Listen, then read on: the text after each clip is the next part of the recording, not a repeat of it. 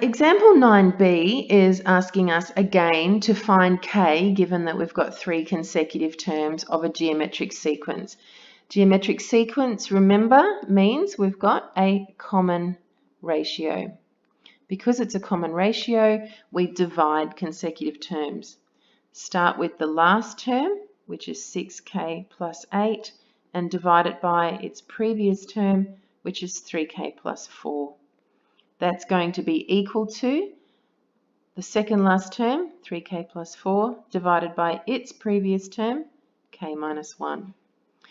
Then we can cross multiply, so we can multiply the k minus 1 up to the left-hand side and the 3k plus 4 up to the right-hand side. So it's going to be k minus 1 times 6k plus 8 equals 3k plus 4 times 3k plus 4. You can use perfect squares expansion on the right hand side if you wish. I'm not going to because of the 3 there. On the left hand side we FOIL it out, so it's 6k squared plus 8k minus 6k minus 8 equals whatever expansion you use on the right hand side. This will be 9k squared plus 12k plus 12k plus 16. It's starting to look like a quadratic.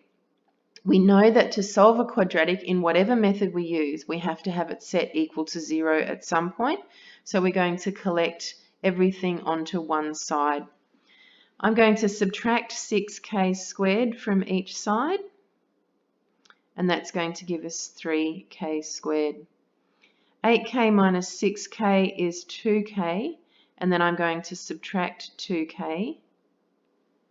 12k plus 12k is 24k, and I'm going to subtract 2k to get 22k, and then I'm going to add 8 to both sides to get plus 24, and I'm left with 0 on the left-hand side.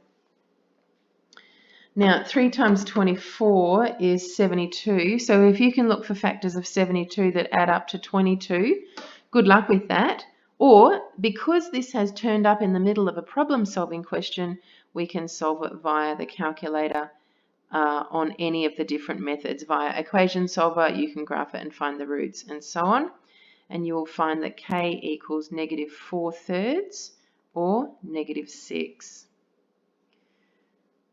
So let's check what our sequence actually is if we've got these values of k. So our sequence is k minus 1, 3k plus 4, 6k plus 8. If k equals negative 4/3, we can work out that this is going to be negative 4/3 minus 1, which is equal to negative 7/3. So that's our first term.